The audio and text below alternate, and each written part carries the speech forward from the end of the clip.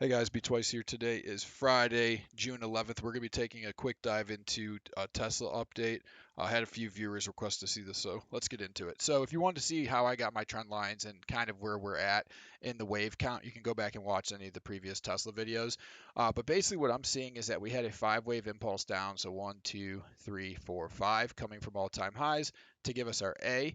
From our A of the zigzag, we had a 3-wave move up to give us our B of the zigzag, and now we're looking for our 5-wave move down to finish off the zigzag. So when you're in a zigzag correction, C has to finish somewhere between the 61.8, the 100 or 123.6, which I think is like 360, but I took it off the chart for now.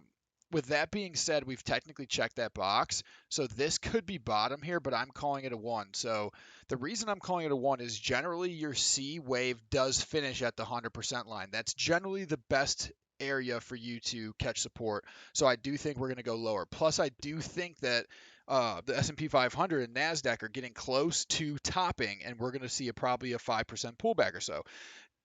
Tesla's been kind of weak as we've been rallying this week, and that's what makes me think that I do think it has more upside in it, and I'll go over that here in a second.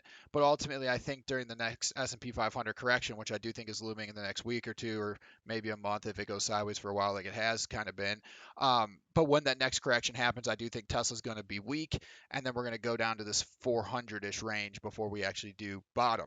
Um, so basically, what I'm seeing is that we've had a 5-wave impulse down from B to come down to a 1. So 1, 2, 3, 4, 5. So we have our 5-wave impulse, which I'm calling a 1. Now, mind you, like I said, this could be C, and it means we bottomed.